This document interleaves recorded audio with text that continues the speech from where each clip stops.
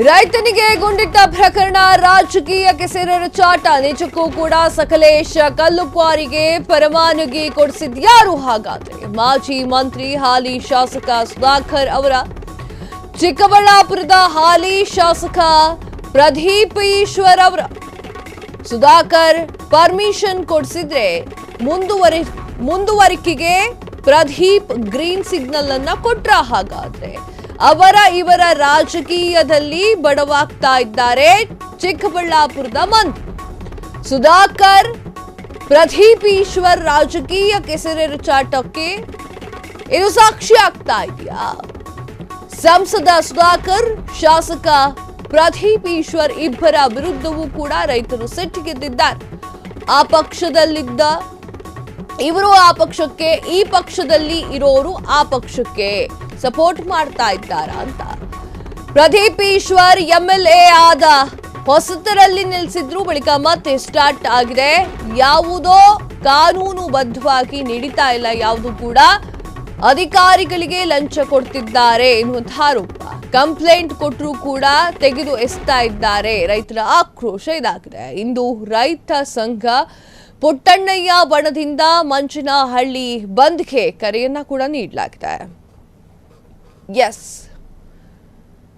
ಪಹಲ್ಗಾಮ್ ದಾಳಿಯ ನಂತರ ಇದೇ ಒಂದು ಸುದ್ದಿ ಭಾರಿ ವೈರಲ್ ಆಗ್ತಾ ಇತ್ತು. ಕರ್ನಾಟಕದಲ್ಲಿ ಗನ್ ಹಿಡ್ಕೊಂಡು ಹೆದರಿಸಿದ್ದಂತಹ ಅಥವಾ ಕಾಲಿಗೆ ಶೂಟ್ ಮಾಡಿದ್ದಂತಹ ಪುಣ್ಯಾತ್ಮ ಎನ್ನುವಂಥದ್ದು ರೈತನಿಗೆ ಗುಂಡಿಟ್ಟಂತಹ ಪ್ರಕರಣ ಇದು ರಾಜಕೀಯ ಕೆಸರೆರ ಚಾಟಕ್ಕೆ ಸಾಕ್ಷಿಯಾಗಿದೆ. ನಿಜಕ್ಕೂ ಕೂಡ ಸಕಲೇಶ್ ಕಲ್ಲುಕ್ವಾರಿ ಪರವಾನಗಿ ಕೊಡಿಸಿದ್ಯಾರು ಎನ್ನುವಂತಹ ಪ್ರಶ್ನೆ ಈಗ ಸದ್ಯಕ್ಕೆ ಉದ್ಭವ ಆಗ್ತಾ ಇರುವಂಥದ್ದು.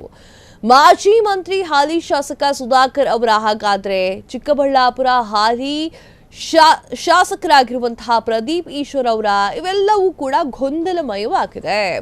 ಸುಧಾಕರ್ ಪರ್ಮಿಷನ್ ಕೊಡಿಸಿದ್ರೆ ಮುಂದುವರಿಕೆಗೆ ಪ್ರದೀಪ್ ಗ್ರೀನ್ ಸಿಗ್ನಲ್ ಕೊಟ್ರ ಎನ್ನುವಂತಹ ಪ್ರಶ್ನೆ ಈಗ ಉದ್ಭವ ಆಗಿದೆ.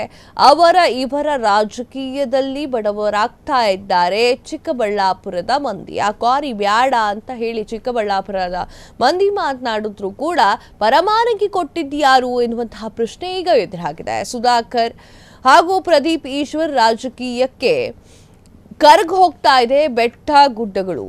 ಎಸ್, ಸಂಸದ ಸುಧಾಕರ್, ಶಾಸಕ ಪ್ರದೀಪ್ ಈಶ್ವರ್ ಇಬ್ಬರ ವಿರುದ್ಧವೂ ಕೂಡ ರೈತರು ಸಿಟ್ಟಿಗೆದ್ದು ಮಾತನಾಡ್ತಾ ಇದ್ದಾರೆ. ಆ ಪಕ್ಷದಲ್ಲಿ ಇರೋರು ಈ ಪಕ್ಷಕ್ಕೆ, ಈ ಪಕ್ಷದಲ್ಲಿ ಇರೋರು ಆ ಪಕ್ಷಕ್ಕೆ ಸಪೋರ್ಟ್ ಮಾಡ್ತಾ ಇದ್ದಾರೆ. ಪ್ರದೀಪ್ ಈಶ್ವರ್ ಎಂಎಲ್ಎ ಆದ ಹೊಸದ್ರಲ್ಲಿ ನಿಲ್ಲಿಸಿದ್ರು, ಆದರೆ ಬಳಿಕ ಮತ್ತೆ ಸ್ಟಾರ್ಟ್ ಆಗಿದೆ.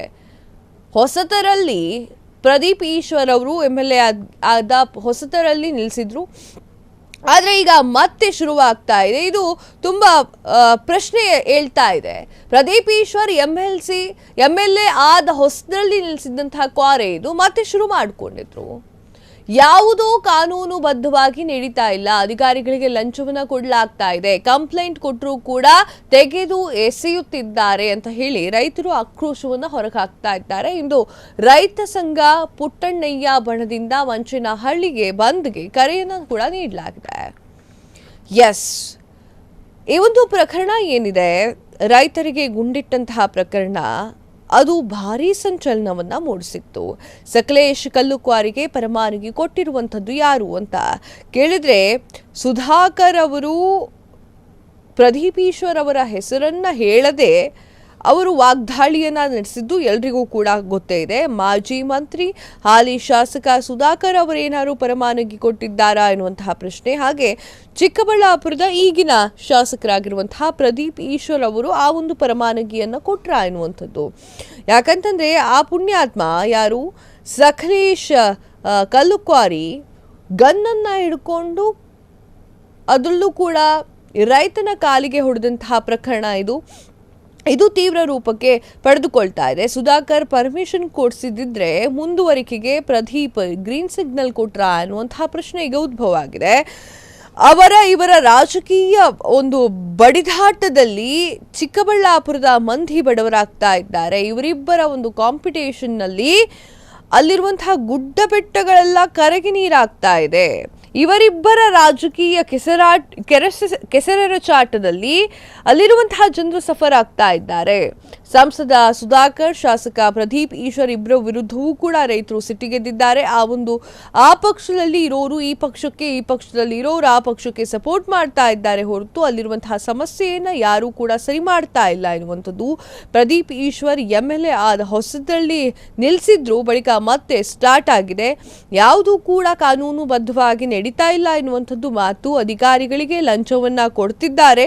ಕಂಪ್ಲೇಂಟ್ ಕೊಟ್ಟರು ನಮ್ಮ ಕಂಪ್ಲೇಂಟ್ ಅನ್ನ ತೆಗೆದುಕೊಳ್ಳೋಕೆ ಯಾರು ಕೂಡ ಮುಂದೆ ಬರ್ತಾ ಇಲ್ಲ. ಅಧಿಕಾರಿಗಳಿಗೂ ಕೂಡ ಮೋಸ್ಟ್ಲಿ ಲಂಚವನ್ನ ಕೊಟ್ಟಿದ್ದಾರೆ ಅಂತ ಹೇಳಿ ಜನರು ಆಕ್ರೋಶವನ್ನ ಹೊರಹಾಕ್ತಾ ಇದ್ದಾರೆ. ಹಾಗೆ ಇದೇ ವಿಚಾರವಾಗಿ ರೈತ ಸಂಘ ಪುಟ್ಟಣ್ಣಯ್ಯ ಬಣದಿಂದ ಮಂಚನಹಳ್ಳಿಯ ಬಂದ್ಗೂ ಕೂಡ ಕರೆಯನ್ನ ನೀಡಲಾಗಿದೆ. ಬಂದ್ ಮಾಡಿದ್ರು ಅದೇನಾಗುತ್ತೆ ಅನ್ನೋದನ್ನ ಕಾದು ನೋಡ್ಬೇಕಾಗಿದೆ. ಯಾಕಂತಂದ್ರೆ ಅಲ್ಲೊಂದು ಕಲ್ಲು ಕ್ವಾರಿ ಯಾರಿಗೂ ಕೂಡ ಬೇಡ.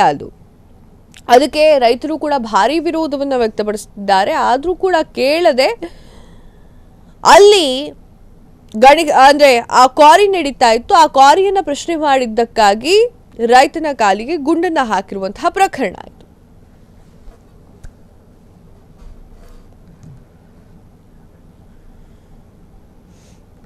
ಯೋಜನೆ ಮಾಡೋಣ ಅಂತ ಮಾಡ್ಕೊಂಡು ಅವನು ಬದುಕೋದಕ್ಕೆ ದಾರಿ ಮಾಡ್ಕೊಳಕ್ಕೆ ಮಾಡ್ಕೊಂಡು ಒಬ್ಬ ರೈತನನ್ನ ಏಕಾಏಕಿ ಗುಂಡಿಕ್ಕಿ ಬಂದಿದ್ದಾನೆ. ಅವನು ಸಾಯಿಸೋದಕ್ಕೆ ಮಾಡಿದ್ದಾನೆ. ಆದ್ರೆ ಒಬ್ಬ ರೈತ ತಪ್ಪಿಸ್ಕೊಂಡು ಮಾಡಿದಾಗ ಅವನಿಗೆ ಕಾಲಿಗೆ ಗುಂಡೇಟಾಗಿ ಅಲ್ಲಲ್ಲೇ ಗುಂಡುಗಳು ನಿಂತೋಗಿದೆ. ಅಂತ ಪರಿಸ್ಥಿತಿ ಬಂದಿದೆ. ಆವಾಗ ನಮ್ಮ ರೈತರು ಒಗ್ಗಟ್ಟಾಗಿ ಅವನನ್ನ ಇಳಿಸಬೇಕಾಗಿತ್ತು. ಆದ್ರೆ ಭಯಭೀತರಾಗಿ ಯಾವಾಗ ರಿವಾಲ್ವರ್ ಅಂತದನ್ನ ನೋಡಿರಲ್ಲ, ಅದಕ್ಕೆ ಭಯ ಬಿದ್ದುಬಿಟ್ಟು ನಮ್ಮನ್ನು ಸುಟ್ಕೊಡ್ತಾನೆ ಅನ್ನೋ ಒಂದು ಯೋಚನೆ ಮಾಡಿಕೊಂಡು ಅವ್ರು ಹಿಂದೋಗಿದ್ದಾರೆ. ಅದರ ವಿಚಾರವಾಗಿ ನಮ್ಮ ರುದ್ರಕಾಶ್ ಅವರು ಇದುವರೆಗೂ ಹೇಳಿದ್ರು. ನಮ್ಮ ಜಿಲ್ಲಾ ಸ್ಟೇಟ್ ಪ್ರೆಸಿಡೆಂಟ್ ಮತ್ತೆ ಪುಟ್ಟಣ್ಣವರ ಮಗ ದರ್ಶನ್ ಅವರು ಎಲ್ಲ ಬರ್ತಾ ಇದ್ದಾರೆ ನಮ್ಮ ಸಂಘಟನೆಯಿಂದ. ಇವಾಗ ನಮ್ಮ ಸಂಘಟನೆಯಿಂದ ತಾಲೂಕುವಾರು, ಜಿಲ್ಲಾವಾರು ಎಲ್ಲರೂ ಸೇರಿ ಅಲ್ಲಿ ಅವರಿಗೆ ರೈತರಿಗೆ ರಕ್ಷಣೆ ಕೊಡಬೇಕು ಮತ್ತು ಅಲ್ಲಿ ಗಣಿಗಾರಿಕೆ ನಡೆಸ್ತಾ ಲೈಸೆನ್ಸ್ ಅನ್ನ ರದ್ದು ಮಾಡಬೇಕು, ಅವ್ರ ಮೇಲೆ ಕೇಸ್ ಆಗಿ ಅವ್ರನ್ನ ಗಡಿ ಮಾಡಬೇಕು ಅಂತ ನಾವೆಲ್ಲ ಒತ್ತಾಯ ಮಾಡಬೇಕು ಅಂತ ಮಾಡಿದೀವಿ. ಅದಕ್ಕೋಸ್ಕರ ಈಗ ಹಳ್ಳಿಗಳಿಗೂ ಬಂದಿದೆ. ನಮ್ಮ ಚಿಕ್ಕಬಳ್ಳಾಪುರ ಡಿಸ್ಟಿಕ್ ಅಲ್ಲಿ ಇದೇ ಫಸ್ಟ್ ಆಗಿರೋದು ಗುಂಡಿ ಕೊಡ್ದಿರೋದು. ಒಬ್ಬ ಉದ್ಯಮಿ ಬಂದು ಇಲ್ಲಿಂದಾನ ಬಂದು ನಮ್ಮ ಏರಿಯಾಗಳಿಗೆ ಬಂದು ಇಲ್ಲಿ ಅವನು ಸ್ವಯಂ ಬದುಕೋದಕ್ಕೆ ದಾರಿ ಮಾಡ್ಕೊಳಕ್ಕೆ ಬಂದ್ಬಿಟ್ಟು ಇವಾಗ ಅದೇ ಇದನ್ನ ಮನಸ್ಸಲ್ಲಿ ಇಟ್ಕೊಂಡು ದಾರಿ ಒಂದು ಯೋಜನೆ ಮಾಡೋಣ ಅಂತ ಮಾಡ್ಕೊಂಡು ಅವನು ಬದುಕೋದಕ್ಕೆ ದಾರಿ ಮಾಡ್ಕೊಳಕ್ಕೆ ಮಾಡ್ಕೊಂಡು ಒಬ್ಬ ರೈತನನ್ನ ಏಕಾಏಕಿ ಗುಂಡಿಕ್ಕಿ ಬಂದಿದ್ದಾನೆ. ಅವನು ಸಾಯಿಸೋದಕ್ಕೆ ಮಾಡಿದ್ದಾನೆ. ಆದ್ರೆ ಒಬ್ಬ ರೈತ ತಪ್ಪಿಸ್ಕೊಂಡು ಮಾಡಿದಾಗ ಅವನಿಗೆ ಕಾಲಿಗೆ ಗುಂಡೇಟಾಗಿ ಅಲ್ಲಲ್ಲೇ ಗುಂಡುಗಳು ನಿಂತೋಗಿದೆ. ಅಂತ ಪರಿಸ್ಥಿತಿ ಬಂದಿದೆ. ಆವಾಗ ನಮ್ಮ ರೈತರು ಒಗ್ಗಟ್ಟಾಗಿ ಅವನನ್ನ ಇಳಿಸಬೇಕಾಗಿತ್ತು. ಆದ್ರೆ ಭಯಭೀತರಾಗಿ ಯಾವಾಗ ರಿವಾಲ್ವರ್ ಅಂತದನ್ನ ನೋಡಿರಲ್ಲ, ಅದಕ್ಕೆ ಭಯ ಬಿದ್ದುಬಿಟ್ಟು ನಮ್ಮನ್ನು ಸುಟ್ಕೊಡ್ತಾನೆ ಅನ್ನೋ ಒಂದು ಯೋಚನೆ ಮಾಡಿಕೊಂಡು ಅವ್ರು ಹಿಂದೋಗಿದ್ದಾರೆ. ಅದರ ವಿಚಾರವಾಗಿ ನಮ್ಮ ರುದ್ರಕಾಶ್ ಅವರು ಇದುವರೆಗೂ ಹೇಳಿದ್ರು. ನಮ್ಮ